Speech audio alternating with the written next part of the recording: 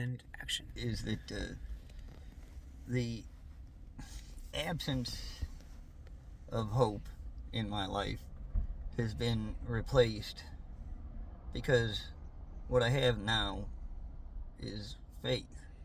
And what I've got faith because I know it's not only that I know there's a God, because I've been through, I've been through a lot of things, man. I could tell you probably wouldn't believe it anyway, and nobody really would.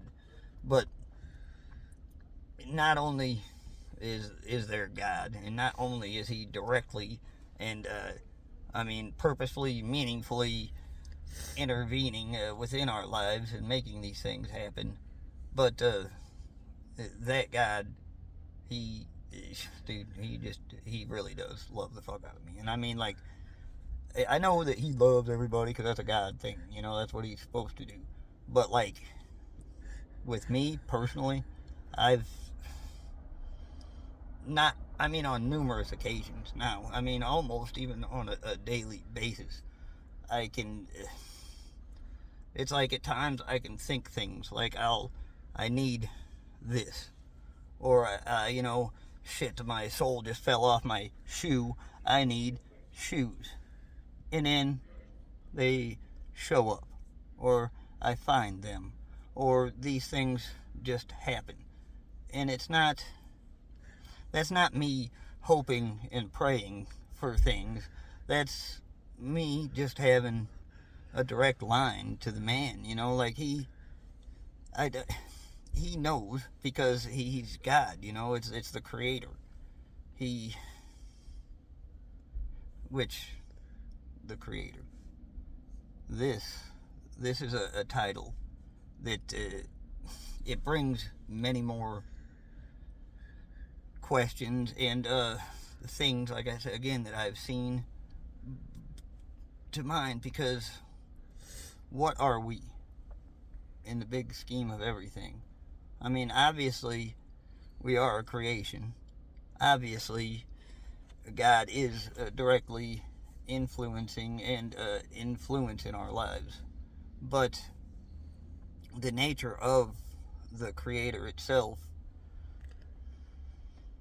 brings, well, to me, it's a very heavy term, because what, as we all these people on Facebook, and as a writer personally, and as anyone who does create things, I feel like the nature of our universe of reality, of what we are, has been shown to me, and what it will go on. It will go on, because the reality that you know and that we're in, there are really infinite others just like it. Maybe with, just minuscule differences, but the whole parallel realities thing, that's real. And it's because, being that creation, I've lived through many of these other lives already. I remember them. So does Rose. We've got so many memories of other things, which to this point only would be called like past lives or whatever. But I understand more now the nature of what they are. And it's almost like a video game. Think of it like that.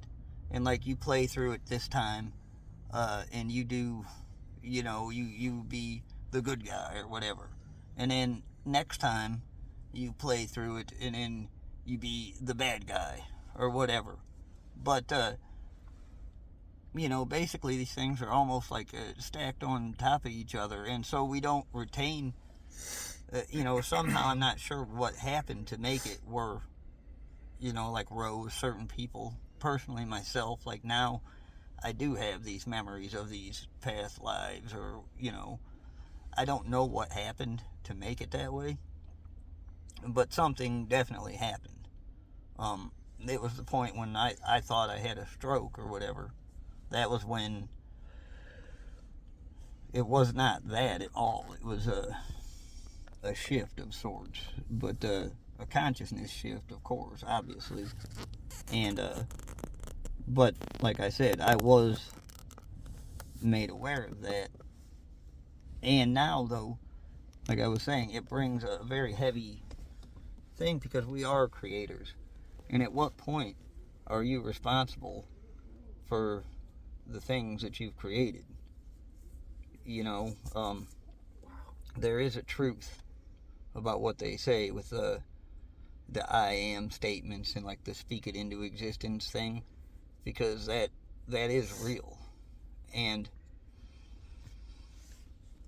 I personally, I'm still on the fence with this whole thing because I feel like if I am creating now, these things I've created, these universes that have sprung into existence from words I've said or written, or that sort of makes me the God for them, you know. And I'm very leery about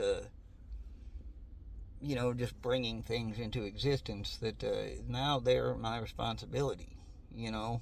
And if I cannot be there for them, you know, like I have been shown that our God is, then I feel like I shouldn't bring something into existence. I mean, if I cannot be responsible and you know, a good steward for this thing, you know. And that's, I feel, much of the problem right now with you know, things getting strange, let's say, with certain people. The world is getting very strange. I think that's what's happening, is the fact that we are creators, and many have taken that, you know, to just whatever extent, and they're just willy-nilly bringing these things about, these changes in these existences. And I feel like maybe a lot of that is the problem. What is, you know, all of these creations, everybody bringing new things into creation and springing these new things into reality, and it's not meshing. It's because people they just do it to do it, and they don't care what they bring. They don't care about the upkeep and the lives that they are bringing into existence. They're just doing it because they can.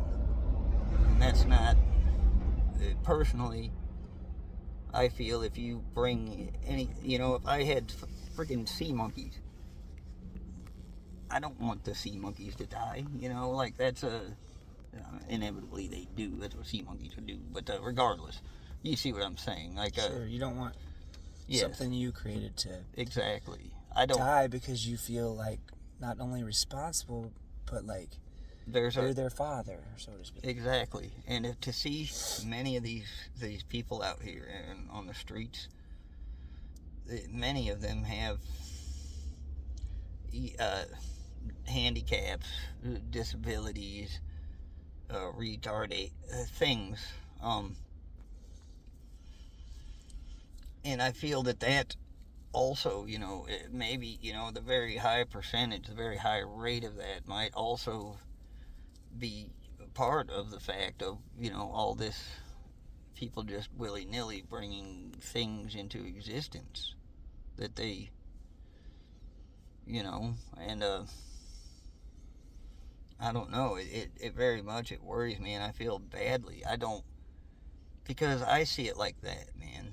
Anything, if I bring something into existence that is messing something else up, that is causing, you know, these things in people, then I'm not just creating something. I am bringing grief. I'm bringing pain. I'm bringing hurt to these people's lives, when that's not my place, you know.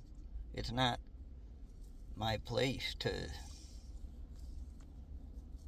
hurt other people. You know, personally, I don't really think it's anybody's place.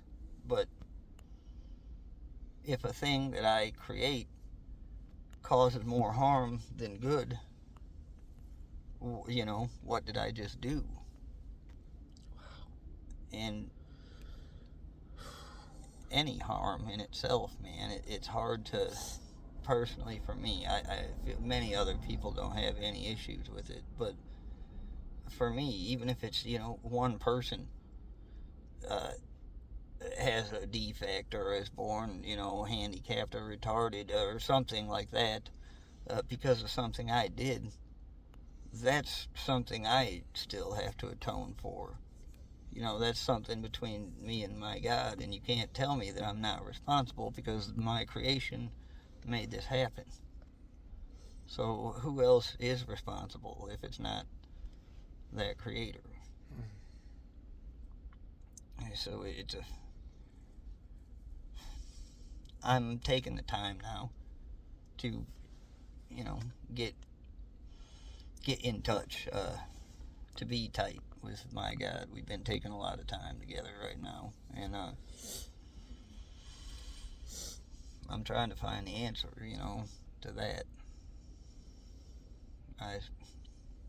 I'm still looking, you know, but the one thing I can say is that I've, at least in the time, I've found myself, you know, again. Wow. What, let's say that you'd had the opportunity to be part of a family, live under a roof again 2 or 3 months ago. Let's say 3 months ago. Okay, so it would be in like mid-December. Let's say March. So like today's, I think, March 6th. So if December 6th, 3 weeks, a couple weeks before Christmas, if you'd had an opportunity to live in a home, let's say, so 3 months ago, and you'd taken it, what would you have not learned? Or what are some of the most important thoughts that you wouldn't have thought, or things that you wouldn't have learned if you hadn't have had the last 3 months on the streets? Oh, geez, man. This last 3 months here, I feel that it's been years. I mean, like, I feel that if nothing else, maturity-wise, just as a person, I feel that I've matured for... It's not even comparable, because I've had... I mean, of course, I've always tried to be a good person and things, you know? I mean, it's what I do. Always have. But until you get out here, there's a reality to it, a finality to it that, you know, I've felt, I guess since I've gotten here, knowing, you know, having this direct and profound connection with God, I personally have felt like it's a vacation, honestly, because I felt like it's been a getaway to get back and to get to know, like I said, get to know me again, but then to get to know others as well, because right now, that's the biggest thing as human beings. We've fallen away from just being people. Oh, wow. Like, okay. All of the cyberspace, all of the, you know, the internet and everything, and it's brought forth all this new and amazing things, but it's also taken away much of our humanity. You see people walking around every day, and they've got their heads down, buried in their phone, and people, even here in the city, they will walk around the whole day with their head in their phone. They will never look up. They will never say hi to another person. This has become their reality. You know, they are no longer living in the world. They're taking up space. but they're not living anymore. To me, living, to be part of this creation, it's a give and a take, you know. What you put out there comes back. And so, little things, man. The biggest thing I've found with people now is little things, man. As I walk down the road, I say hi to people as I pass them. How are you doing today? Hey, what's going on? You know, just Connect. yeah. And just that much right there, you can see it on many people. Many don't even know how to take it anymore. You know, many they'll get scared. They will turn and kind of walk away or run and rush off, and then others, they will look at you like you're strange. But then you can just see relief in some people's eyes when you begin to talk with them, and it's literally this is what has made me feel so bad at times, because when you see it, you realize that this thing that you're seeing in these people's eyes, they are just grateful that one person fucking recognized them, said hi, took time out of their day just to acknowledge that they're a person, man. And this is where this is not living, you know. We are a species. We are bound to each other, you know. What you do has differences on my life, and things I do have, you know, it causes ripples, and we need each other, but we also need each other in the capacity to be people. That's the biggest thing, man. Like the biggest difference I feel like I've made is just being a person. It's not that I do anything special. It's not that I do anything really well. I just try to acknowledge everyone and to let them know that they fucking exist, man. That's the thing right there. What do you think? So if you don't mind sharing, how long have you been underhomed, as I would call it, since you last had a permanent roof under your head, over your head? Well, September? Yeah, I feel if memory serves, it's somewhere around in there. So we're looking at right around, you know, a little bit, about 6 months, about 5-6 months, about 6. Okay. What have you noticed is the greatest need, not want, but what is the greatest need to the underhomed and underemployed population here, community, the members of our community that I've been a part of as well? As far as what I'm looking for is what's the greatest problem, right, even if we don't know the solution. What is the, you know, what is, so that maybe they couldn't articulate it, but what do you think there's their greatest need? What I see in people is well, like you were saying, it's that feeling of hopelessness, or you're lost. It goes back to that feeling like you don't matter. People, as people, we need to feel that we're valued. We need to feel that we're wanted. That's just human nature. We require that for any kind of growth as a human being at all. We require that, you know, to feel like we're wanted or needed. And what I notice is that out here, when you hit a certain point, you know, you can go to the missions, you can get your meals, you can go wherever, but at a certain point, people just kind of, you know, they walk around with their head down because you know, the people that people that are the office people or whatever, you know, they they will walk around with their chest very high, and they will talk and be very loud and things, and, happy with what... nobody out here on the streets, we're not happy about the fact that we don't feel like we're contributing to society. We feel like society is this thing that's kind of happening, that these people in the suits and ties and these people that are, more well-to-do, this is a thing they're doing. What we're doing is just trying to survive. And there's no pride in that.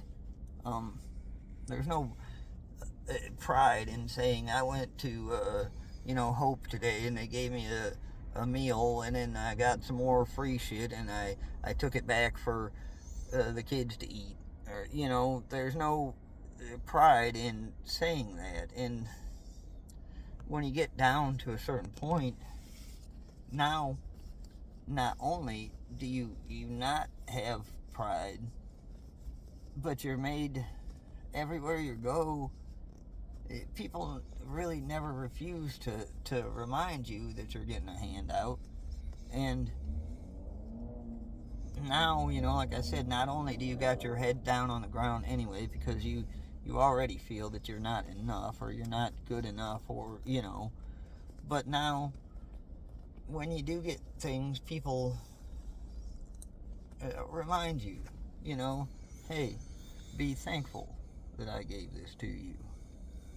And, boy, that really makes somebody feel awesome. Well, I am very thankful, but, also if these things were available and I didn't have to pay tribute to you to get them, that would be great as well, because I feel that's what it is, man. It's just once you get down to that point, your pride has been taken, and there's no pride in taking these handouts. And all people, man, you want to walk around with your head up. You want to be proud of what you've done, of what you've built, of what you've accomplished. That's a thing that you don't have when you're out here, because even if you've done these things, nobody's listening.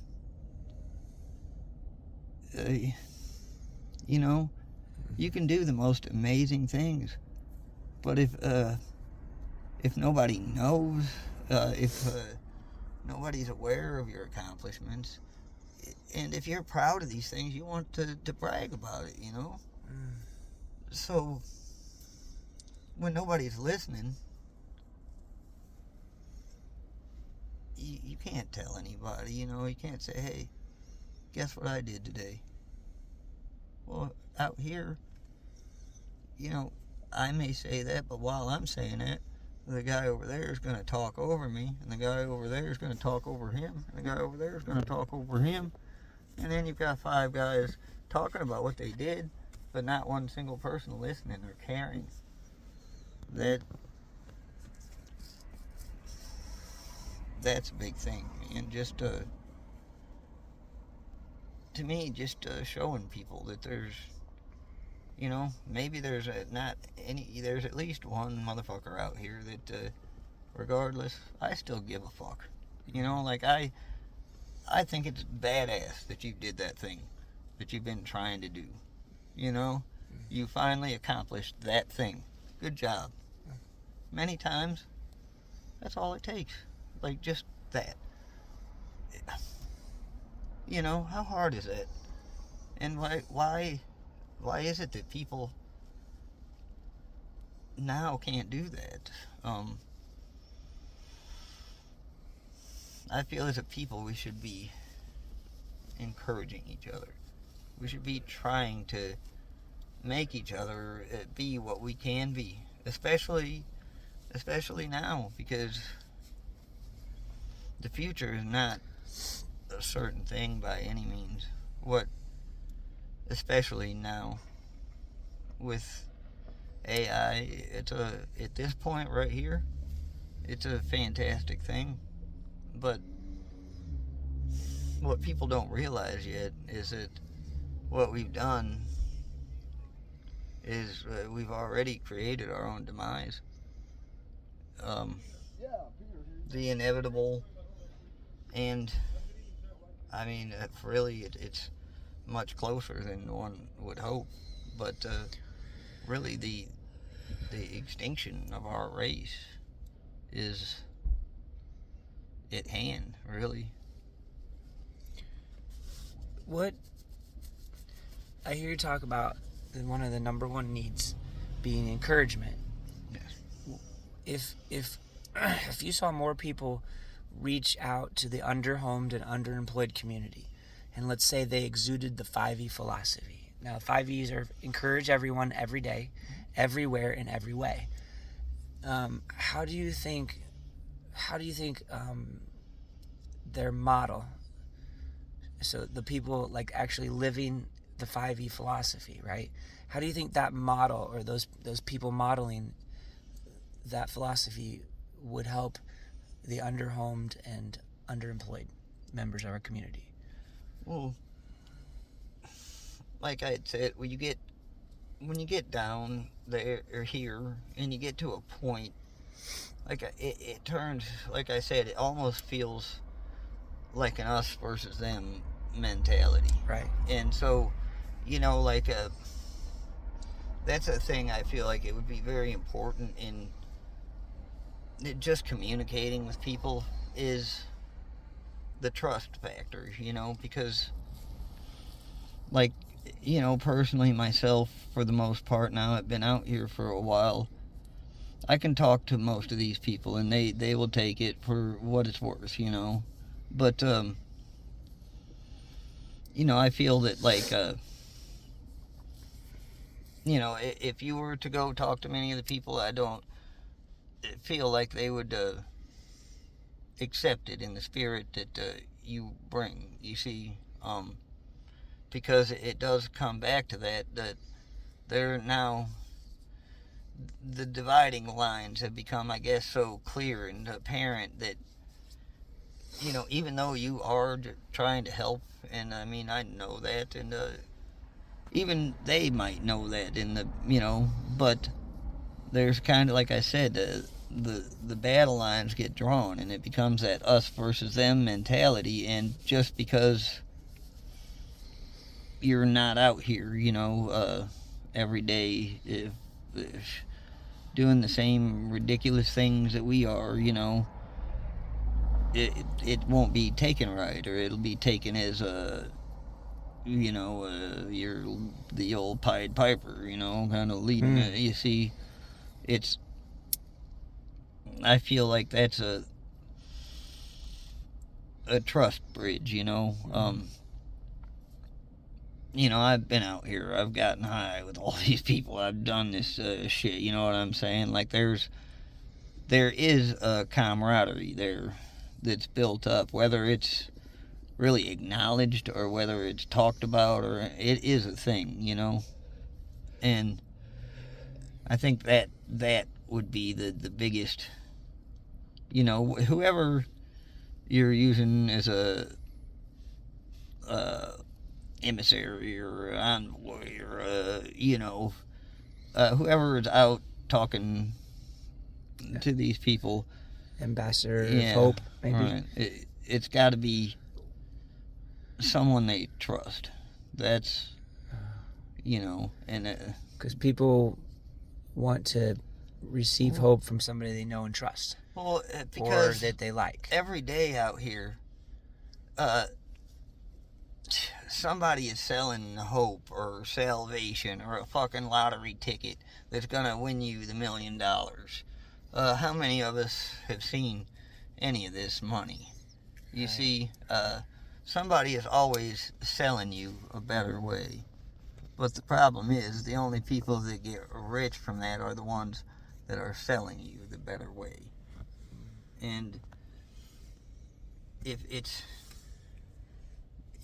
like all of us out here have bought into something at one point, been disappointed, and then the next time, there's a little bit more hesitation, but you buy into it again because it's the dream, you know? And then the next time, you're disappointed again. And then you become disappointed so much that you get to the point, does anything better even exist? I mean, we're stuck here now. This is what it is. You're not gonna get that fucking lottery ticket. Wow. Okay. Yeah, and so it, you know, and that, when that holds on to a person, now it's a distrust of anything better. You know, does something better really exist? Or are you just trying to sell me some bullshit and take my money too? I don't got much of it, but, you know, that's, you'll take the fuck out of it, everybody will, you know, that's the thing, is, when somebody's selling you something, they don't care if you've got $5 million or 5 cents. They want your money. And so once, like I said, once you've had your last penny taken so many times, or you didn't eat, or your kids didn't get diapers or food or whatever because you bought into this thing, how many times do you buy into a thing and it blows up in your face like that before you just quit even caring or thinking there's that thing, that there is something better? You put your head down, you keep doing what you do, and you resign yourself to believing that this is it. I mean, obviously, you know, everybody talks about this thing that's better, but has anybody seen it? Yeah, well, that's the thing right there. Nobody has seen this thing. Everybody speaks of its existence. Nobody has seen it. Or maybe more accurate, would you agree maybe that you feel like a lot of people have lost so much hope that they don't believe that they can change? Like, it sounds like you say that you feel they're like stuck in a rut. Right. Yeah, I do feel that way, because it's, at least, it's the devil, you know.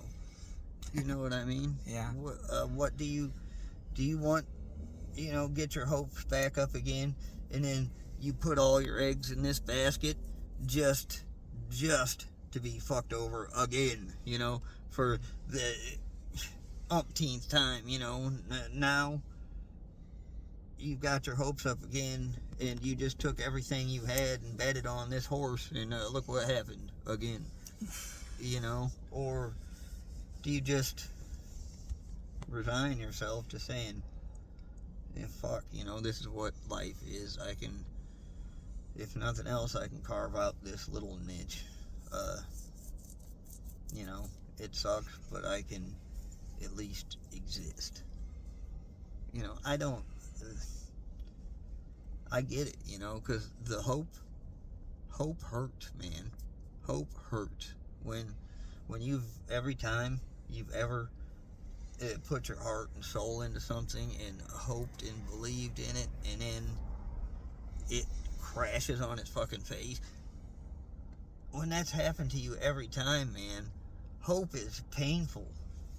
It hurts because you want this thing so bad, you know, and it's usually for the betterment of, you know, others. That's the thing, you know, kids, family, whatever.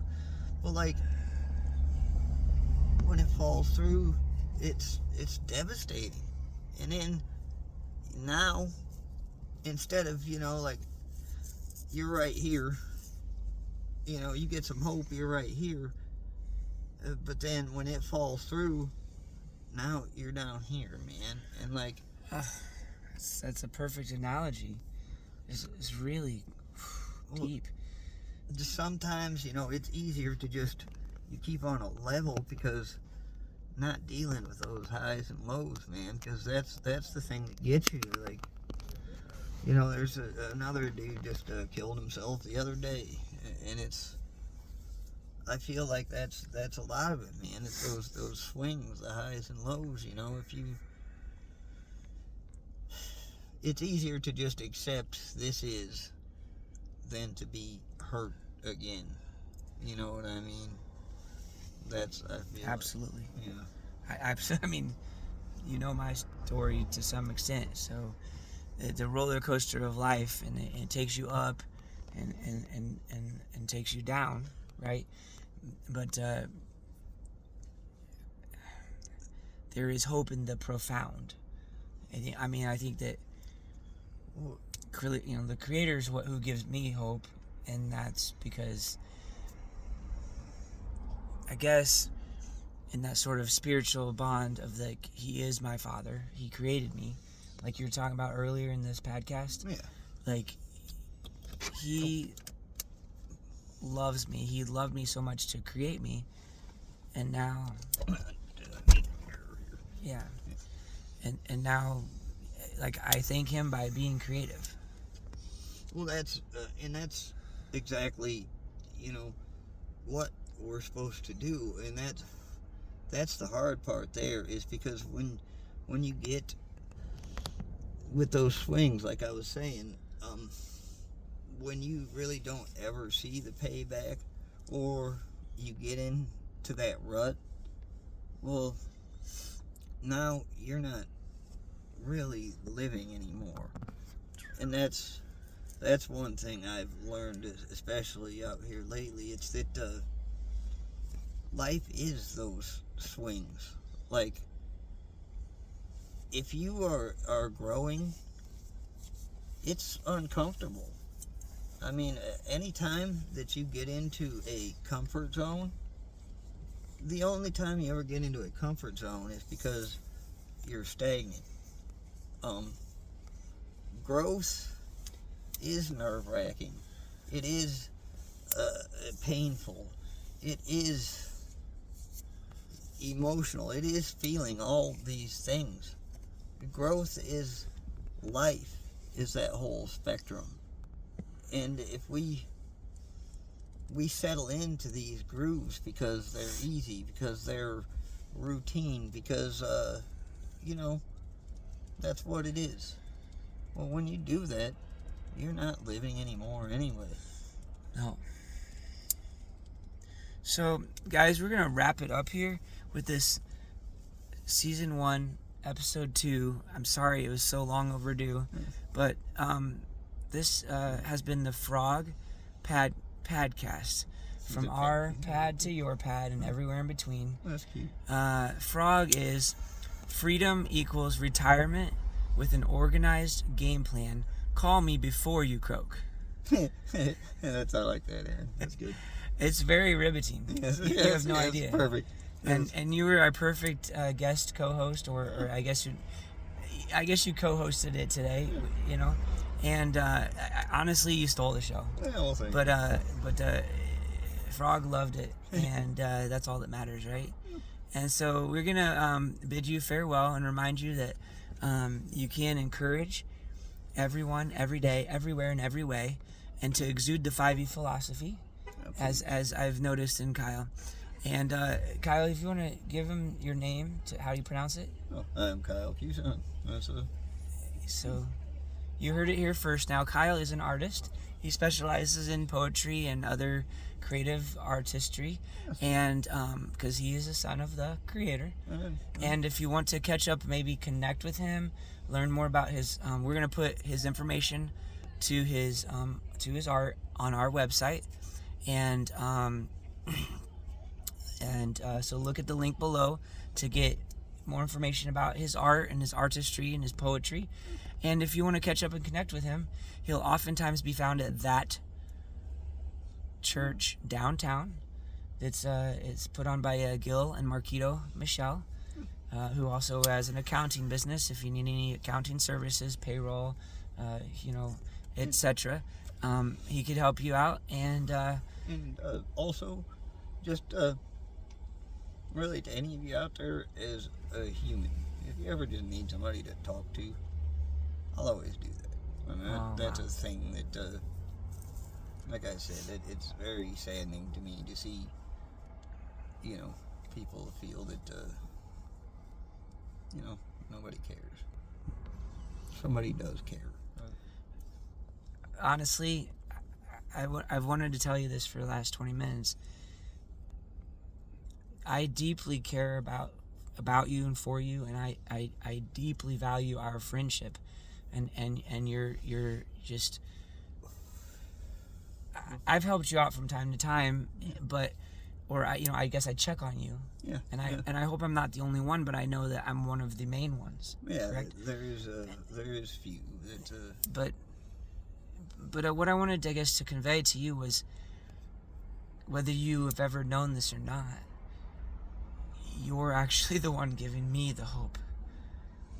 See, I never did, man. Like, but it hasn't been until very recently that, and being out here and seeing where people are and seeing how people are, I guess, I sort of steered into the thing, man, and I just went full on into it. But people these days, man, the thing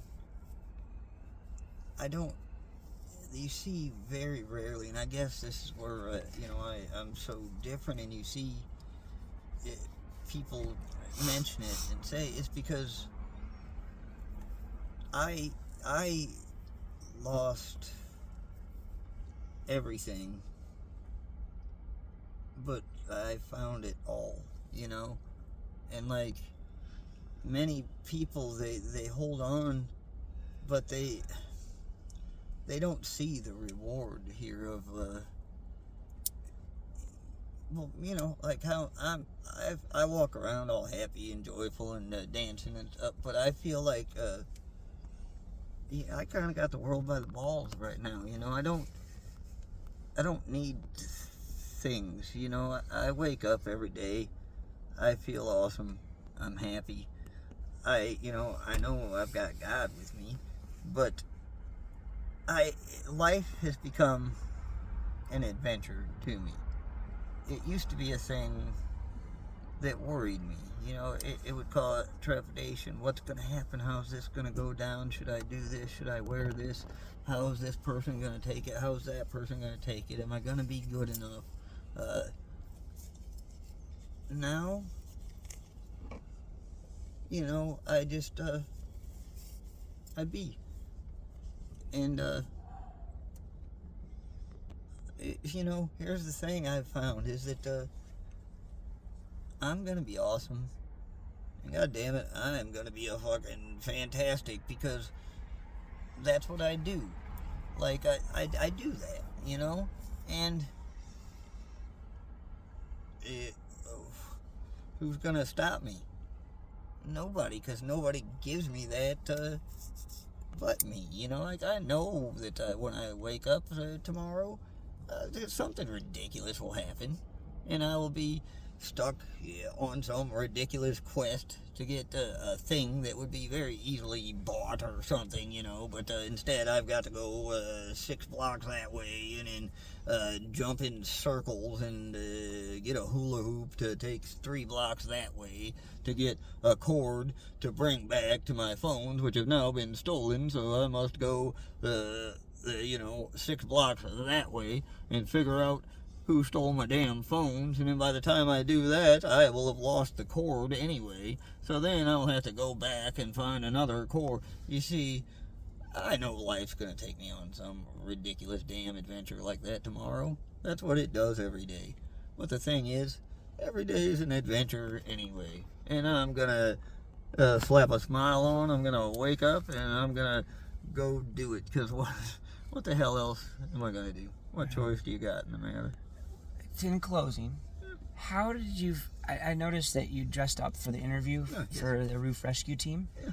And how did you feel when you... I guess I felt like you looked the best you'd looked since you've been on this Underhomed. And so how did that make you feel as you were preparing for that interview yesterday? Well, again, that's thank you, Aaron. I appreciate that. I feel like I look pretty sharp myself. But yeah,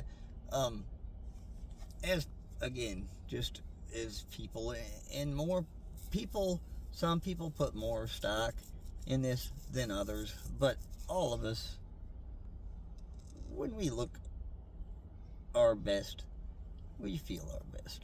You know, I mean, that's just, they go hand in hand. And I'm not a person that puts great stock on appearance or anything, but what does matter is that you feel good to you. And, you know, wearing nice clothes, being able to dress up, that's a thing that makes people feel good to them. That's a thing that brings much joy to people, you know, really anyone. When you feel like you're dressed for success, then you are, because it's the mindset. Wow, right. All right, well, we will keep you posted. We're going to have Kyle back to on one co-host final again. note. Yes. I was very glad that I did dress up and look well for this thing, because all of the rest of my stuff got taken and thrown away today. So if I had to be stuck in one thing, I felt like I'm glad I looked good doing it, you know? Well, you heard it here first. Yeah.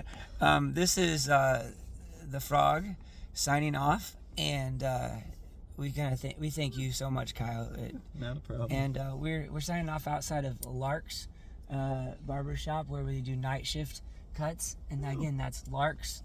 And Kente Lark is the owner and founder of Lark's. And if you need a professional look, definitely hit him up. He's been known to do free haircuts for the underhomed and underemployed in the community at different events. But he definitely is here as a great entrepreneur. I met Mr. Kente Lark back in 1999 in about September or October, the first semester that I came here at Indiana University South Bend, and we've been friends ever since. In fact, now his mom is the vice president of our organization. We're going to be having her on for episode 3. It's Such a Small World, and that's Vita Harley. So so Kente Lark's mom is going to be a co-host on one of the next episodes, 3 or 4 or 5. So we're going to welcome Vita on the show, and it's just a small world, because I met the son before the mom, and now the mom has worked for me, and now she works with me. And you know, I guess Kente and I both become sort of to some extent motivational speakers and leaders. And I just think it's really key that the first 6 people I met that I still have still have a relationship with, like 5 or 6 people that I met that first couple of months I moved to South Bend. And so look him up, and remember, you can catch Kyle at that church downtown. I call it TCD, but that church downtown, and that's hosted by Gil and Marquito Michelle. Marquito is in the group Marquito and Marcus, or Marcus and Marquito actually, and they have the winners of the Oaklawn Got Talent. So we've got a really talented worship team at the church. Fantastic. If you like worship, and they started 11-ish, but be there early and meet Kyle and talk to him and others that come to that. We definitely the church hosts. We're about the most eclectic church I've ever been a part of. Obviously, the worship is great, but the community that is fostered there is bar none the best one of the best communities in all of South Bend. So I'd plug it if I didn't go there, but I also attend there, and we'd really love to invite you guys to come out every Sunday, 11 a.m. And meet us there. And also just like I said, follow up with our website, or get in touch with us through social media. You see the link below, and you can book appointments to what did you say, that you'll always have a caring ear? No, yeah, definitely. Like, that's the thing, man. Like, no matter what I do or whatever, that's the thing about me. I care about people. Like, at the bottom line, at the end of the day, at times it's easier for all of us to just shut off. But I can't do that, like, as a person, I care. And so, like, if that's a thing, man, that you're in that position, that you just need somebody to talk to. There you go. I call that an ambassador of hope, guys. And I hope that, as part of the 5E philosophy, we want to model and train people to exude the 5E philosophy and to be ambassadors of hope. And so join us for episode 3. It'll be dropped in the next week or so. And also, I'd like to train some models. Hey, man, Yes. we were going to do that too. Yeah, all right. Yeah, you heard it here first. We're ready to train models. And so please do contact us and just text model, the word model, Right. MODEL, to 574-742-2266. And if they are Swiss or Brazilian, send them to my extension. Yes. Yes.